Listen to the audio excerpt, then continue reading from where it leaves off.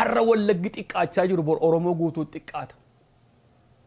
Warri biyya alaa jirtan dhalootaan wallagga taatanii biyya ambaa keessa jirtan har'a qe'ee keessantu salphachaa jira. Har'a dhaloota wallaggaatu mataa gadi qabatee deemaa jira.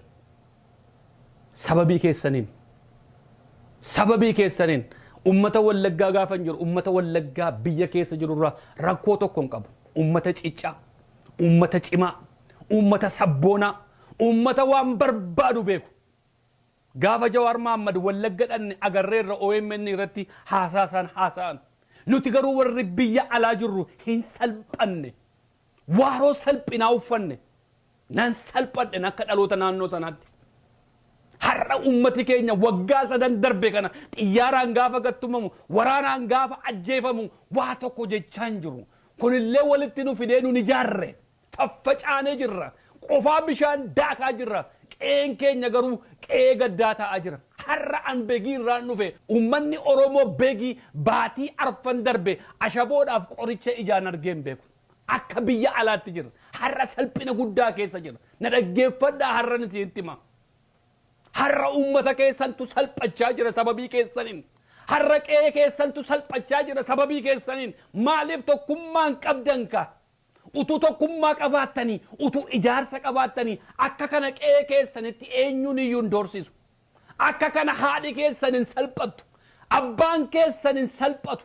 Qe'een keessan qe'ee dhiigaa qe'ee gaddaa hin ta'u. Yaa warra biyya alaa jirtan ijoollee wallaggaa dhaggeeffadhaa. Hawaasa keessan jirtan, Oromoo keessan jirtan, walii wajjinis hin jirtan. Faffacaatanii jiraachuun keessan har'a Oromootti ba'aa taane.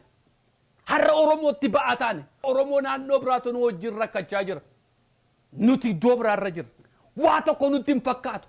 Waggaa 3 darbe kana gaafa namni keenya ajjeefamu nuti qofaa shubbisaa jirra bareeddee irra. TikTok irraa shubbisaa jirra.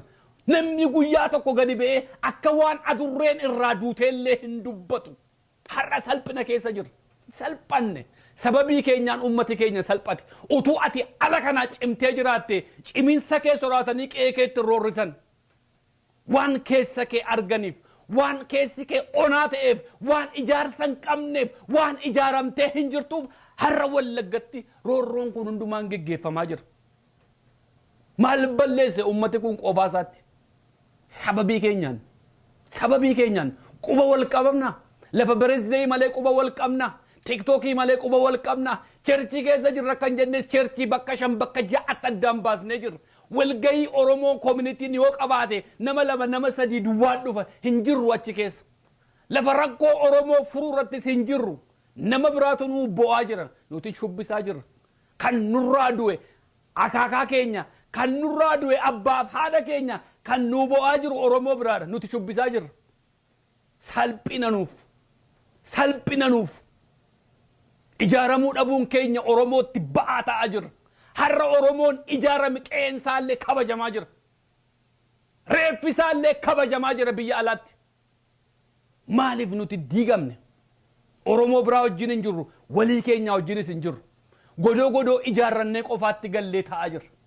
Kanaaf har'a maatiin keenya rakkoo keessa jiraata. Kanaaf har'a ummati keenya gadoodaa jiraata. Kanaaf har'a ummata keenya irraa namni ajjeefamaa jira. Kun walitti kan nun finne maaltu walitti nu fida? Silaa har'a warri wayyaa gaddaa uffatee Oromoo biraa dhannee kadhanne nu ture. Nuti shubbisaa jirra. Kanaan dura haaseera. Rakkoo hamaan gaafa ummata wallaggaarra ga'u communitiin magaalaa Edmonton hin gargaarra jedhee walitti qabame Oromoon biraan iddoo biraarra dhufa walitti qabame namni wallaggaa nama 5 nama 6 jira. Akkama ta'u ummanni Oromoo nu wajjin rakkateem sabni kun. Oromoon sababii keenyaaf rakkateem. Oromoon sababii keenyaaf dudduubatti hafeem. Yoo in ijaaramne jenne ijaarsa warri jibbu isiniin. Maaliif responsibility jibbuudhaaf mannaam? Ji'aan 50 kennu waan baqattuufitu lakkii akka Oromootti ijaaramna malee akka kutaatti hin ijaaramnu. Akka kutaatti ijaaramee kan diigame hin jiru. Akka gosaatti ijaaramee kan diigame hin jiru. Har'a siqqoon mandoo laala. Siqqoon mandoon ijaaramuu isaatiin ofii isaarra darbee qe'ee Oromoo keessa rakkoo noo jiraate kan jalqaba ga'uuf siqqoo mandoodha. Ijoollee Harargeeti. Siqqoo mandoon kanaan dura waraana irra ajjeefameef illee gumaa gaafanna jedhan namni ijaaramee jiru akkas qaawwaa kamiin qilleensi keessa seenuu hin danda'u.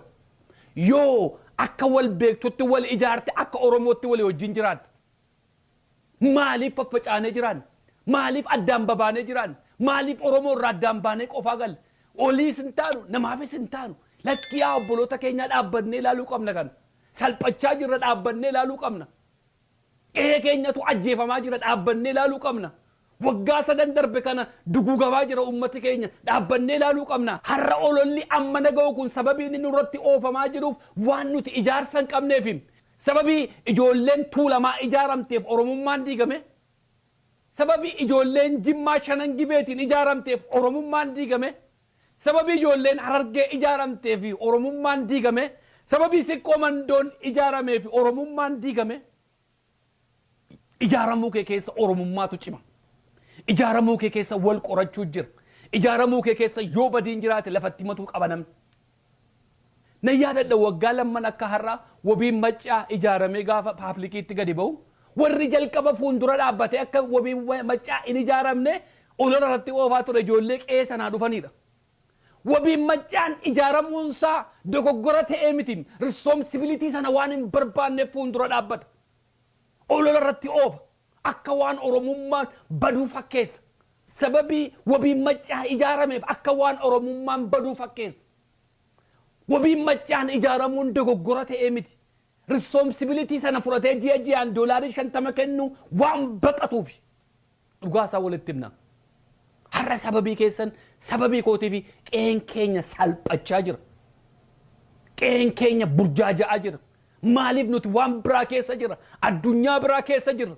Addunyaa birthday kabaju, addunyaa TikTokii, addunyaa wal dorgomu, uffataan, konkolaataan, manaan. Maali? Nama nurraa du'aa jira. Qe'ee keenyatu burjaaja'aa jira.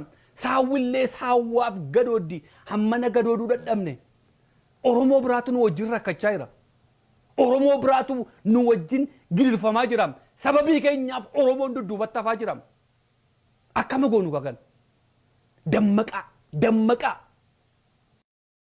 እኔ ደምቢዶሎና ምዕራብ ወለጋ ቄለም ወለጋ ላይ እንኳን ልታገት ቀርቶ እንኳን አደጋ ሊደርስብኝ ቀርቶ እንኳን ሸኔ ኦነግ ሊያግተኝ ቀርቶ በኦሮሚያ አካባቢ ህዝቡ ቅዱስ ህዝብ አባት አክባሪ ህዝብ ነውና ይሄንን ጉዳይ የሰማሁት እዚሁ አዲስ አበባ እንጂ በኔ አካባቢ ይሄ ነገር ምንም የተከሰተ ነገር የለም የደረሰብኝም ነገር የለም። ብፁዕ አቡነ ሩፋኤል ሄዱ ገለቶማ አከሲ ኡመተ ከኝ ኡመኒ ኦሮሞ ወለጋ አከሲ ኡመተ ነመጃለቱዳ ኡመተ ፍረጃለቱዳ ኡመተ ዋቀ ሶዳቱዳ ሰበቢኒ ሐር አጀፈማ ጅሩፍ ሰበቢኒ ሐር ግድርፈማ ጅሩፍ ሰበቢ አቲ ኢንጃረምነፍ ሰበቢ አቲ ሰብያ አላስቱፈተኒፍ ደቀኒ ከከረቲ ኡመተ ከጀሳ ጅሩ Maaliif sagalee ta'aafii hin jirtu kaati? Maaliif uummata kee cinaa dhaabbachaa hin jirtu kaati? Maaliif ati uummata kee tumsaa hin jirtu kaati? Qofaatti gashanii. ቅዱስ የሆነውን የደምቢዶሎን ህዝብ የቄለም ወለጋ ህዝብ አባት አክባሪ ህዝብ የሆነውን ምእመናንን የኦሮሚያን ገጽታ ለማበላሸት የተደረገ ጉዳይ እንጂ ኦሮሚያ በዚህ በደምቢዶሎ አባት አክባሪ ታዛዥ መንፈሳዊ ህዝብ ነው ያለው። ነመ ዱጋ ነማ ሐሴ ዋቀቱ ዱጋሳ ሐሳፍ ኡሙሪ ሰና ደረሱ ሐመሳኒ ከነለ ኡመተ ከናፍ ሰገሌ ተው ደደም ሐመሳኒ ከን ኡመተ ከናፍ ዱበቹ ደደም ኡመተ ከናፍ ዮን ዱበደ ገንዱማ ነው እንጀቱ ጀተኒ ወረበቀተኒ ሐረጋናን ዋን በርባደን ጀዳ ኡመተ አጀፈማ ጅሩ ከናፈን ሰገሌታ ኡመተ ዱጉገማ ጅሩ ከናፈን ሰገሌታ ገንዱማ